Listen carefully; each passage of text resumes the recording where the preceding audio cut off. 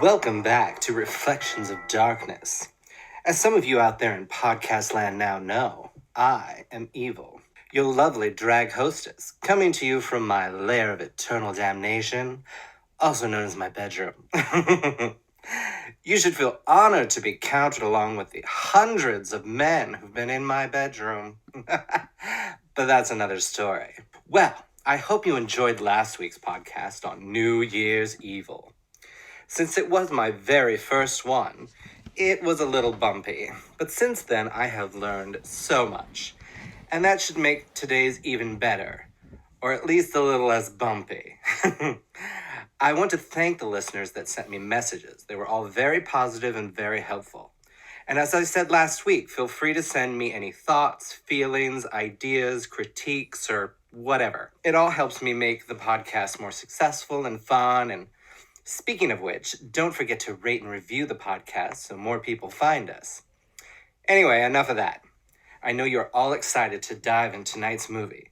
So without further ado, tonight's movie is The Final Terror. This is another 1980s horror movie that I am surprised I had never seen. I guess I just watched the same 30 or so horror movies over and over thinking I'd seen all the bad horror. But this podcast will definitely change that for me and hopefully for some of you. So, quick thought. If you haven't seen this movie, pause the podcast and go watch it. It's on Amazon Prime, and I'm sure it's somewhere else. It's only 82 minutes long. You can then jump back and see if I've missed anything. Crucial. So anyway, The Final Terror was filmed in 1981, but then shelved until 1983. They were trying to release it, but they couldn't find a distributor for it. But once Daryl Hannah's star was on the rise because of Blade Runner, and Adrian Zemed's star was on the rise because of T.J. Hooker, he's so cute, it was finally released. The movie starts off in a beautiful nature scene that looks like it's straight out of a 70s Disney nature movie. Oh, look, it's Bambi. Then we see two people on a motorcycle. Clearly it's the late 70s, early 80s because they are not wearing helmets. And they wipe out because there's shit in the road which the woman on the back can see, but the guy in the front cannot. Whatever. The guy, Jimmy, hurts his leg, so the girl, I didn't catch her name, runs off to get help or whatever. They do this cool editing effect here, which I really like, where he's sitting there waiting for the girl and he hears some noise in the bushes. And where he looks, she pops out of these bushes and she's running toward the ranger station. So it's a complete misdirect. But it was a really cool scene how they did it. So she's at the ranger station, but there's no one there to help her. So she goes back to Jimmy, who's now gone, mysteriously. And then, bam, he's hanging from the tree, dead and bloody and gross. And the girl starts running. And she triggers some sort of homemade slice and dice trap that's made with tin can lids. Oh my God. This part was great. Because if you have ever cut yourself on a tin can lid, you know that shit hurts. And that's just a little cut. And this is like 50 of those things on a log slamming into your body. Oh my God. But the one thing that I thought was odd about this is all the can lids were like in pristine condition. They were like super shiny and new. And all I could think was, where's all the food that was in those cans? Did they just make this morning? That's a lot of food to go to waste. Then the title sequence starts. And it's super dark. A theme that this movie has far too much of. Dark, dark, dark. Then cut to hot Adrian Zemed, shirtless, in his bed, looking at some sort of magazine. I'm gonna guess it was some sort of dirty magazine. And then suddenly he's attacked from behind by Edgar. Edgar? What a name. And Edgar is this crazy guy who I guess works with them. And he turns on the light to the room and there's 4 guys in this one little room in these little bunk beds. And there's some sort of fire rangers in training or something. But there's all these guys in various stages of undress, and Edgar's in there just to wake them up, but he does it in the weirdest fucking way.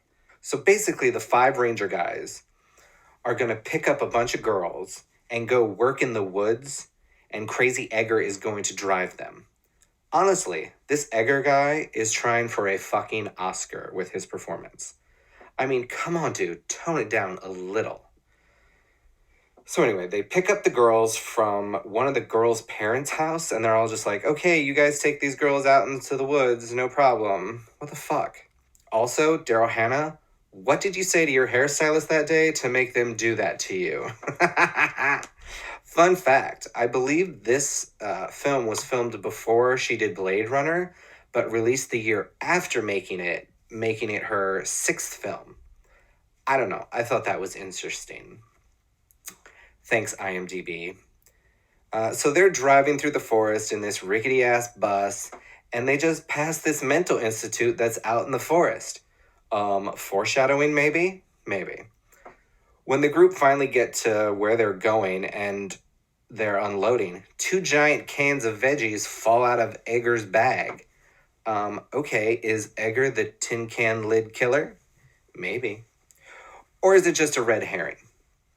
A little later, everyone is chopping and chainsawing and clearing brush, and they all have safety goggles and glasses on the top of their head, but they're not using them to cover their eyes. The fuck? Edgar is doing more crazy shit.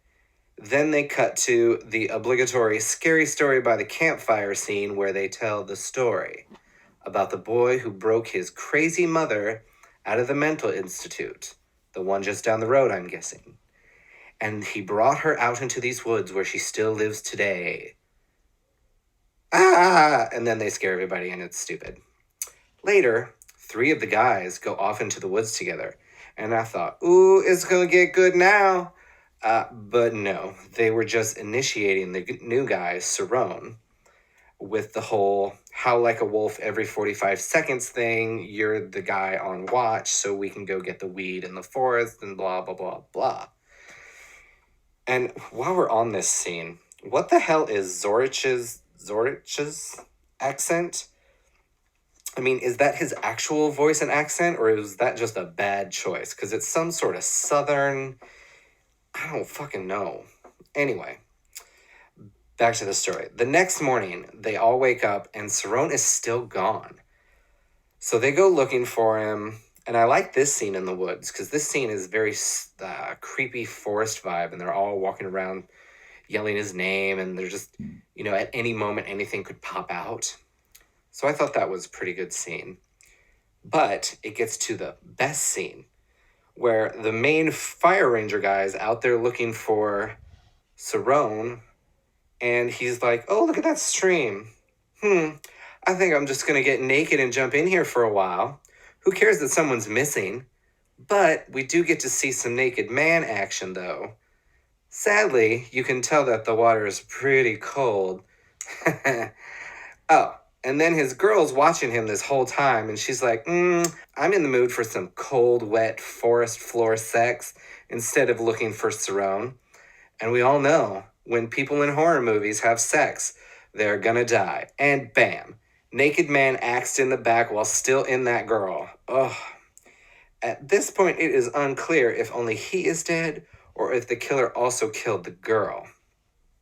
Now, cut to 2 of the other guys still looking for Cerrone, and they stumble upon Creepy Cabin in the Woods. So what do? Of course, they go in. Ugh. Zorich decides to scare the other guy by putting on a wig that he just found in this cabin and some old nightgown and scare the guy. So that means there's some bald person running around the woods looking for their dry-ass wig. They find other stuff in this cabin, all pointing to Edgar as the one living there and wearing women's clothes and stealing from the ranger station. Zorich also finds some magic mushrooms, which he puts in his pocket for later. So, it's night again, and it's fucking dark as shit in this movie. Oh my gosh. So now there are 3 guys and 3 girls, and Zorich takes control and says, no one do anything alone, then proceeds to walk away alone to stand guard.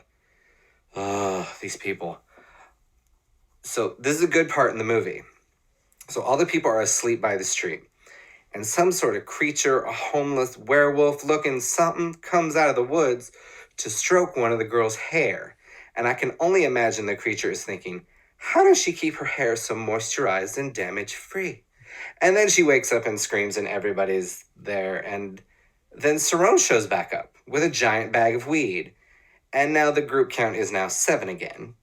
But Vanessa needs to go to the toilet, and she's like, oh, I'm gonna go to the outhouse, which is just conveniently located in the forest. What forest have you been to that there's just an outhouse out there? That they just happen to be by this stream? I don't understand it. But she goes in there and she finds Mike's head and then doesn't need to go to the bathroom anymore. The next morning, Zorich, being the survivalist war crazy guy, gets everyone together to raid the cabin at dawn and has the weirdest line. Listen to me. You people want to survive this thing. You gotta start looking and thinking like the forest.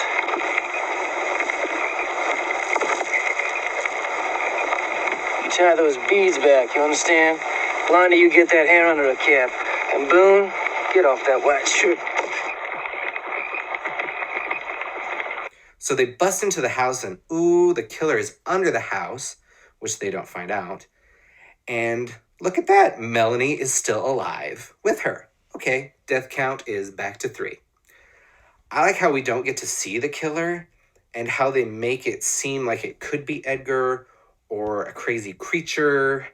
So the campers, or what are they? The rangers take the boat from the cabin and go rafting downstream to where the bus should be. And there's this awesome shot of the raft going by this outcropping of rocks. And as they pass, you see that the killer was there in plain sight the whole time, camouflage as some shrubbery or shit. It was a really cool shot. I really like that shot. Then death count is back to 4 as Melanie's body is thrown/dropped onto the raft. The killer has to be fairly strong to throw dead weight or carry her up into a tree to drop her and then just disappear into the woods again.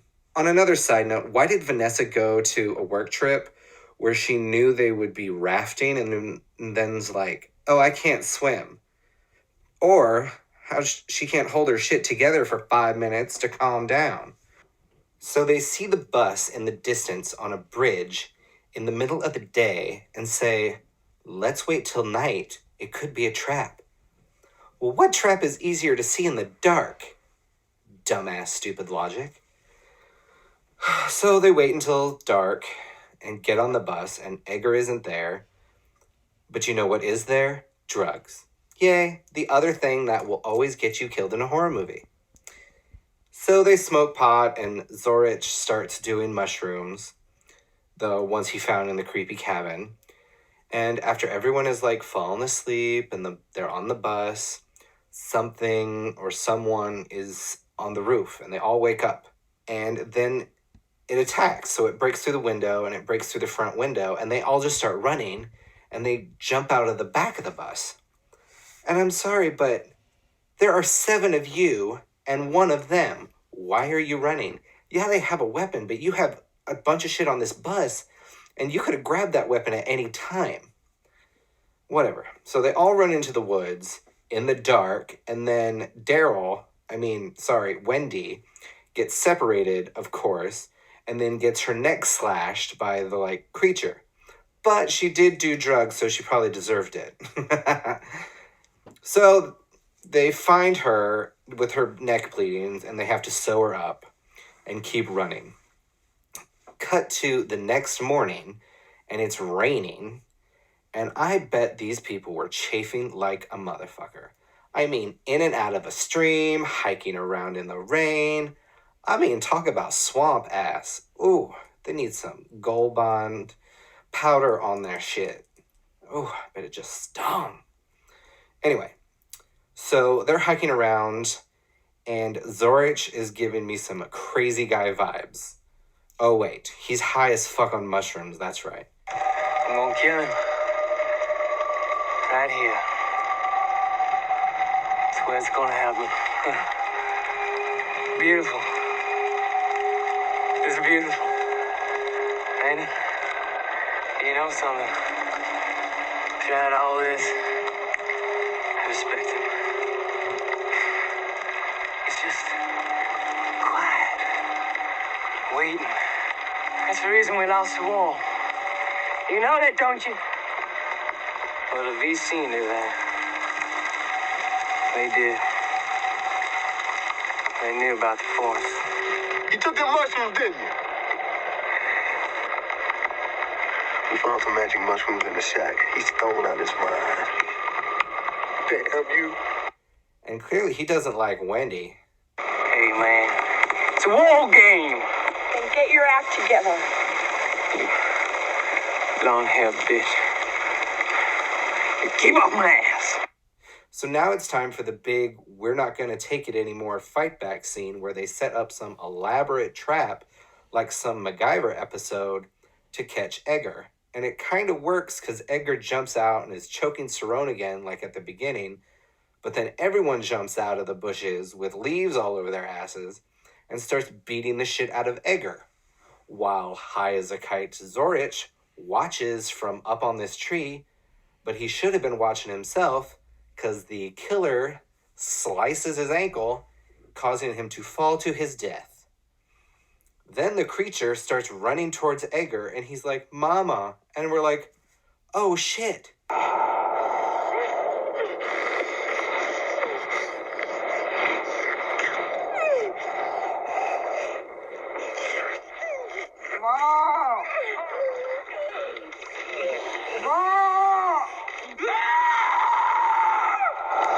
She was the mental patient, and he was the boy that broke her out of the mental institution.